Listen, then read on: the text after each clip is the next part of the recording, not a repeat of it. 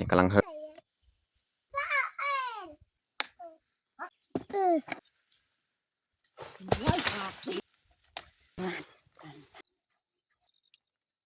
ลอยนาง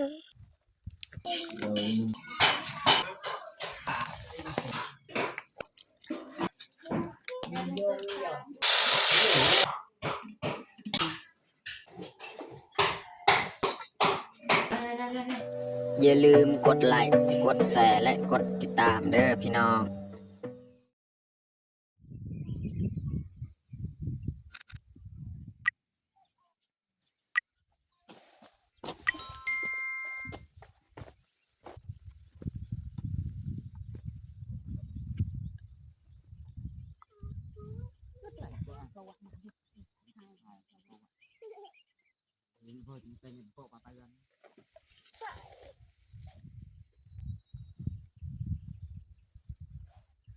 ครับสบายดีแล้วก็สวัสดีเบิร์ดสู่ครูสู่คนเนาะยินดีต้อนรับเขาสู่สองบ่าวยึงเนาะแล้วก็สำหรับมื้อนี้แมนพาเมียกับลูกเขาส่วนมะคุงเนาะส่วนมะคุงอันนี้ก็ดนและเฮาก็บ่ได้เข้าตั้งแต่คลิปก่อนๆเนาะเฮาพาเมียไปเก็บมะคุงก็เลยมื้อนี้นี่สิพาน้องพลอยมานำเนาะแล้วเฮาสิไปเลาะเบิ่งว่ามันมีมากตัวสุกบ่เนาะหรือว่าบ่มีเนาะเพราะว่ามันมีพี่น้องเจ้าของสวนนี่เขาจะมาเก็บแล้วเมื่อวานมื้อซืนนี่เขาจะมาเก็บตลอดเนาะก็เลยมื้อนี้นี่เฮากับเมียอีกเขามาเก็บเนาะแต่ว่ามื้อนี้นี่แมนเฮาสิเก็บแต่มะคุงอันนี้แหละแต่หลังจากเขาเก็บมะคุงอันนี้เฮาก็สิกลับบ้านเนาะมาเฮ็ดกินเฮ็ดอยากอยู่บ้านเนาะโอเคมีแต่ทุกคนติดตามเบิ่งติดตามชมกับพวกเฮาได้ยาวๆเลยนี่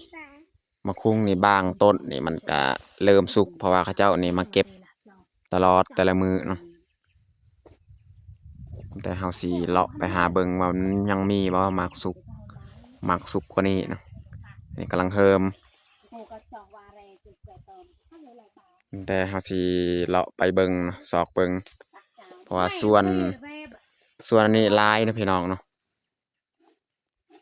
ฮอดเทิงพุ่นพี่น้องเนาะพุ่นพี่น้องอยู่เทิงพุ่นน่าจะสุกเลยพี่น้องเนาะเอาขึ้นไปเบิ่งไปเก็บเลยเนาะก็ไทยดงก็บอกว่าเราคือไทยดงก็บอกว่าไอ้จะหายจังนี่พี่น้องสิเก็บเอาตัวสุกหั่นมาพากินเลยเนาะพุ่นพี่น้องทั้งนั้นก็มีเนาะหมากสุก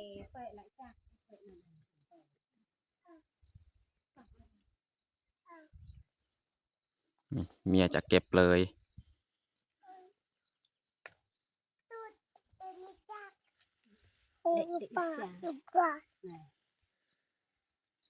พาเลยบัดนี้ให้น้องพลอยกิน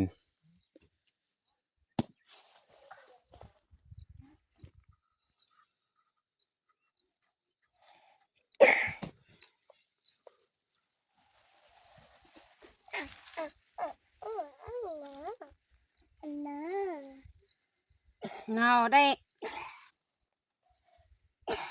ยังเด็กจ้ะยังก็กำลังใส่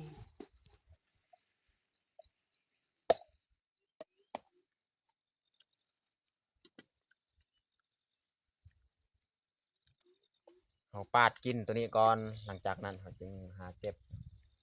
เอาเก็บกะน่าจะบลายดอกประมาณ4-5 หน่วยกะเต็มกระพาแหละมันหนักเพราะว่าส่วนมะคุงนี่5 บาทนี่มันไกลถ้าเขาเก็บลายกะเจียบ่ได้หนักไปกลัวกลัวกลัว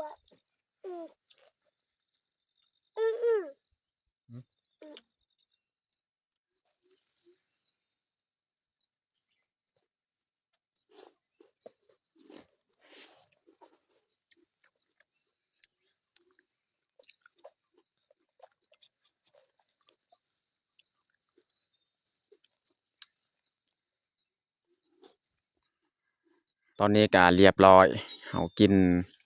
มะคุงหน่วยหนึ่งแล้วหมากสุก ตอนนี้มีแต่เฮาสิ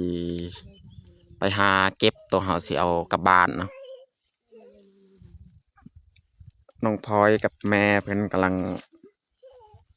ไปหาและเลาะเบิ่งหมากตัวใดที่สุกๆเขาก็เก็บเอา เก็บทั้งหมากดิบไปแล้วเอามาเฮ็ดอาหารนี่ยังเนาะเอามาเฮ็ดตำซอกตำส้มนี่แหละ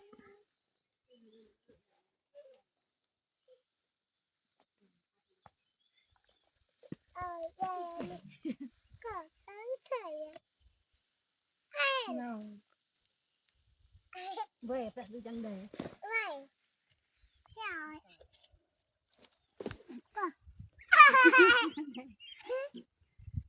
เมียปีนขึ้นเก็บ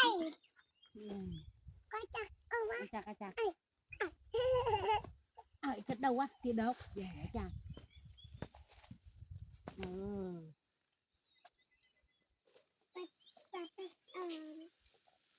เราเดี๋ยวมันตักเอิ้น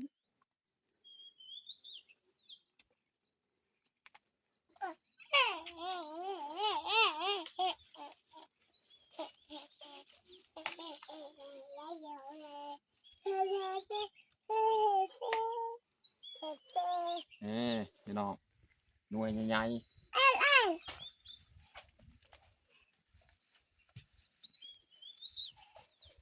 นะพ่อ ๆเนาะ เป็น ประมาณต้นดอก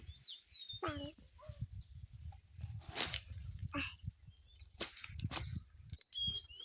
นี่ละอะไรละ ก็นั่นแหละ เล็งต้องจุดากันเล็งขึ้นไปเก็บดูดีอีกเก็บให้มันเต็มสำกะพาของเฮา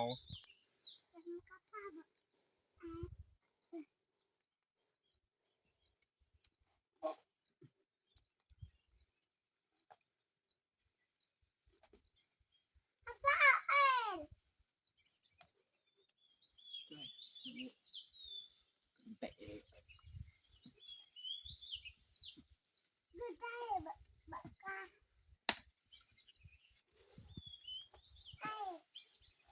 มีระอ่ะ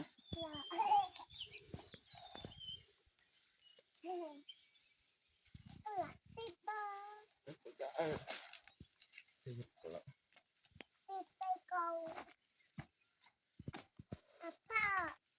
อยากเต็มแล้วนี่3-4หน่วยก็อยากเต็มแล้วกระพานมาคุ้งนี่หน่วยใหญ่ๆไปน้องเก็บเลยมากอันนี้นะ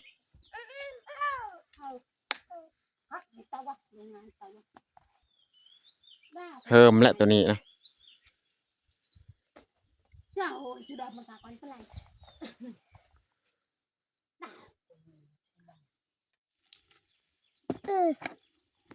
น้องพลอยยัดจากเต็มกระพาแล้ว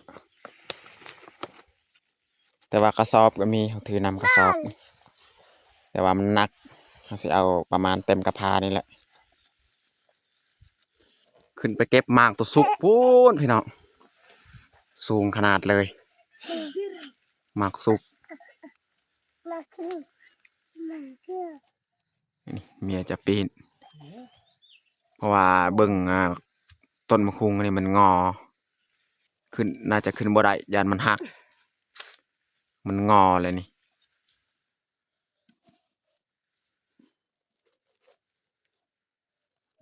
ก็เลยแล้วจับกี่เอามันจะมีแกล้งจะมาคิดว่าจะมือ อยู่ขาดิ ร้อยขาด ว่าไงก็ตั้งตอกเดี๋ยว กูกะเดียวก่อนแกล้งนนก็บุญลายตะวัน อาจจะไปแตกเลยพี่น้องในตุสุก กูกันก็ไม่ เมีย ได้ ต่อยก้อนเฮาบ่ทันได้ตั้งโตว่าสิฮับนี่แตกเลยหมากสุก คือยังเหนียวหน่อยแต่ โอ้เลย กูกะเดียวกูแกล้งนนนะหายกูเป็นอาบกูเลยลายตะวันเจ้า ada adir genang eh ตอนนี้ก็เรียบร้อยเนาะเอาเก็บมาคุงนี่ เต็มกระพาแล้วยานเจียบ่ได้มันหนักไม่แต่เฮาสิไปหาเก็บปลานี่ยอดมันต้นนี่แหละนี่พอได้เอามาเฮ็ดอาหารเที่ยงจังหน่อยนะ ไม่ได้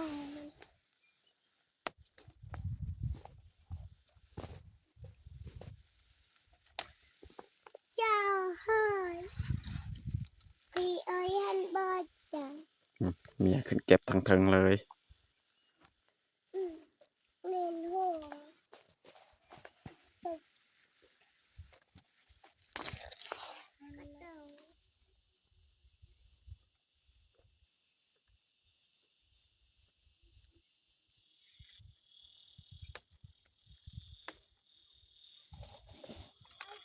ไอ้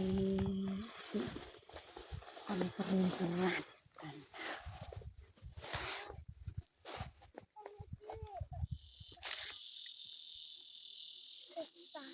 ตอนนี้ก็เรียบร้อยพี่น้องเนาะ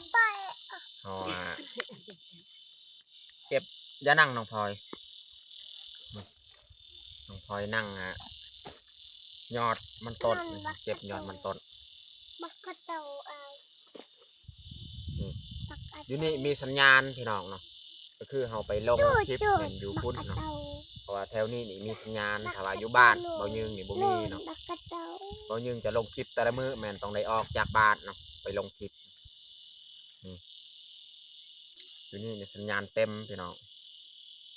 ไอ้ละกุลอยนางดาว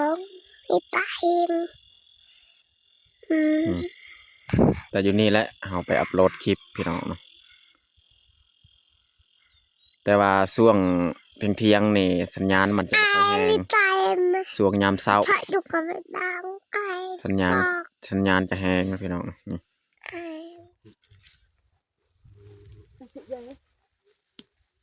เจ้าจอม เฮ้ เจ้าจะกล่าวตอนนี้เฮากะสิ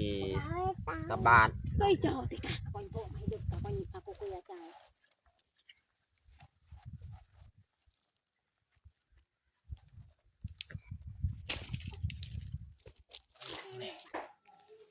ตอนนี้เฮากะมาฮอดบ้านเนาะ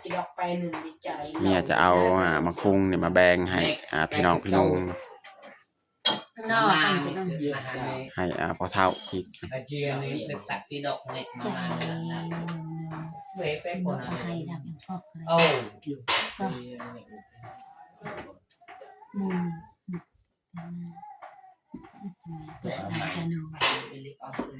mùi non non này cả mà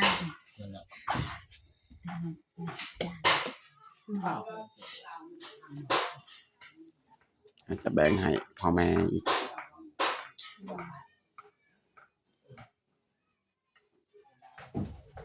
ให้เฮานี่เหลือ2หน่วยนี่เอาไว้2หน่วยตัวนี้เฮาก็แบ่งให้เขาอีกเนาะ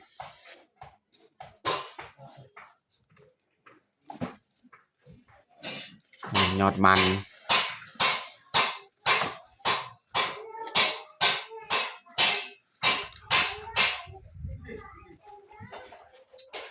ยอดมันนี่เฮาเฮ็ดบ่ทันพี่น้อง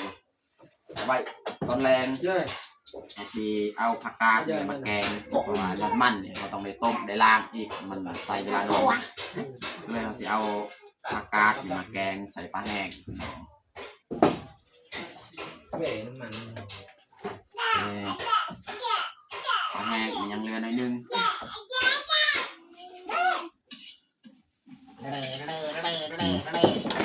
เหลือ4โตวปลาแห้งของเฮาปลาธรรมชาติปลาเข็มแดง sập vật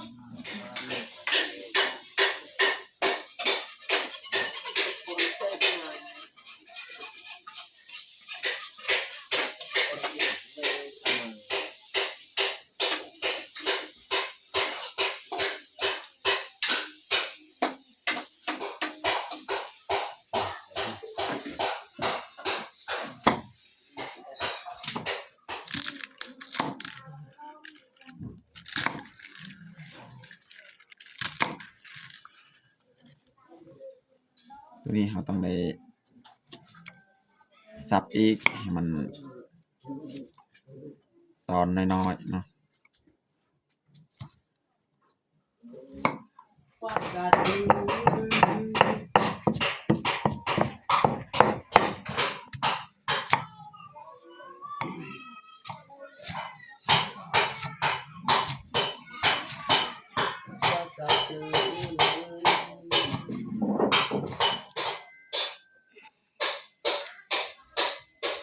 จะบิปลาเป็นท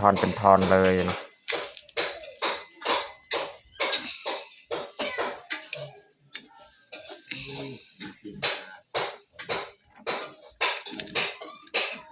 เจ๊งกระทะ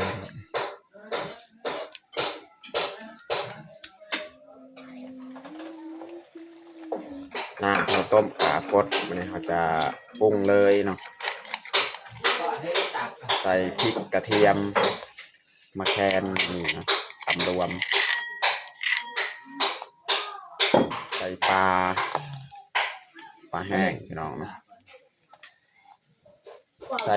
หอมแดง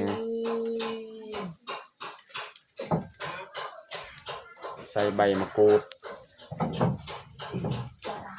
ใส่เกลือผงนัวเกลือผงนัวน้ำปลาเรียบร้อยนะปรุงไว้บอนเดียวแต่เราจะใส่ผักน้ำลัง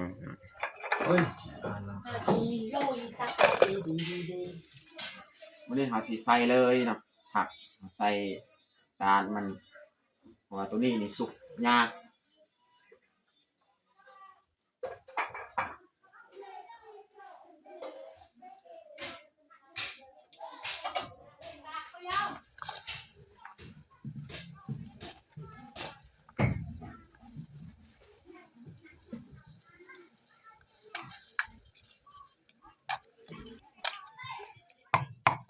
อันนี้ของซอยกระเทียมหอมแดงสีทอดไข่พี่น้อง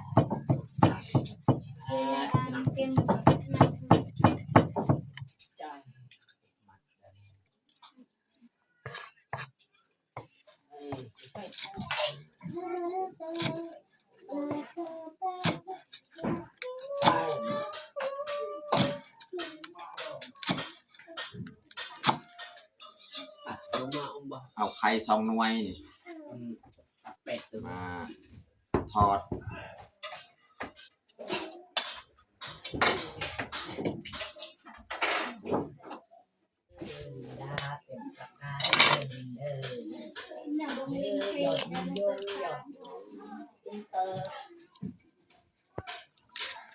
วันนี้เขาสีปรุงเลยพี่น้องจากขอแรกเรียบร้อยใส่หอมแดงกระเทียมเนาะใส่พริก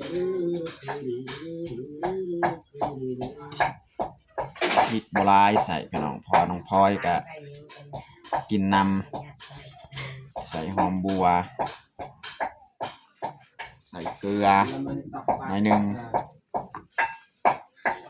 ใส่น้ำปลา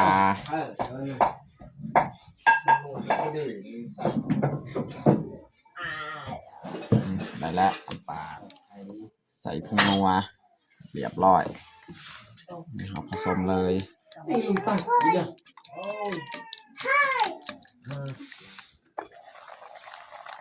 ตรงนี้ก็น่าจะสุกแล้วแกงของเราสุดท้ายใส่หอมบัว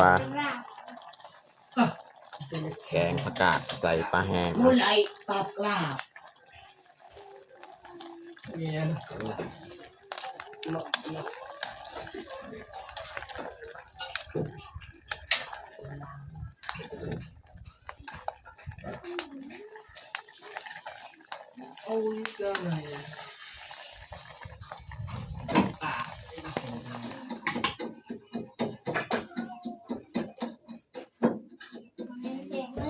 รียบร้อย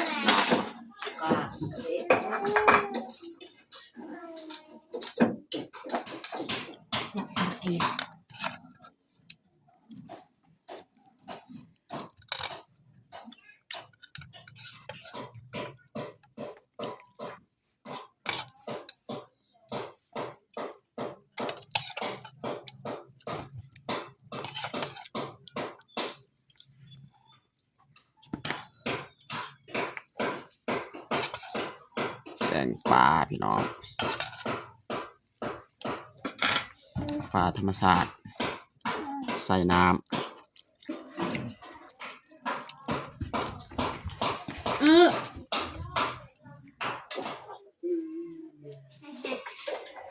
นี่เขาสีมาทอดไข่อีกเนาะใส่น้ำมัน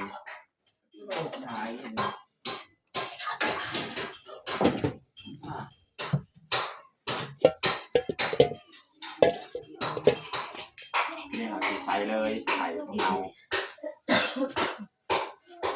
ที่เดิมปิ้งใส่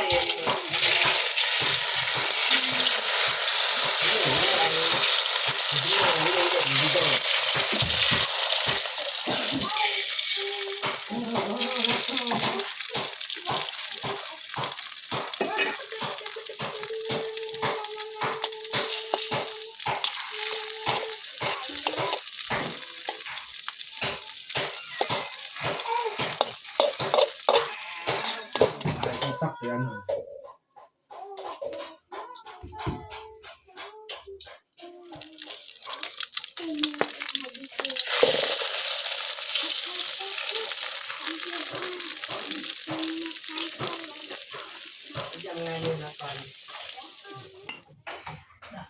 เรียบร้อยน้อง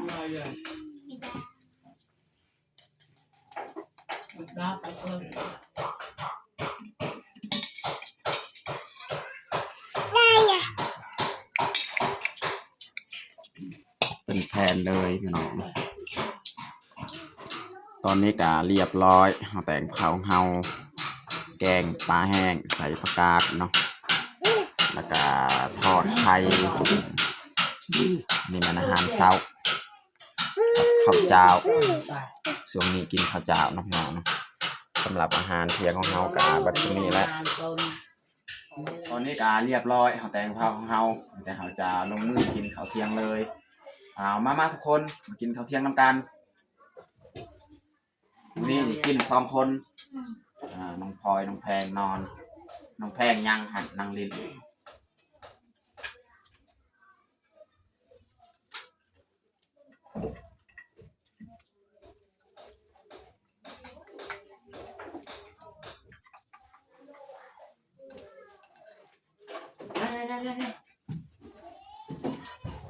ได้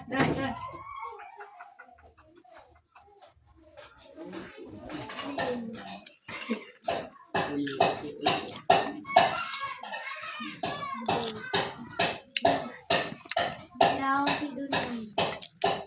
ในเราทุกการดูนะคะคือกิน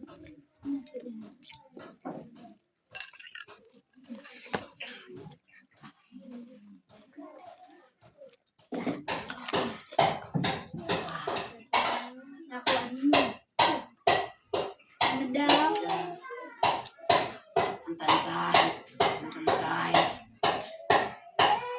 ไอ้เครมเจียว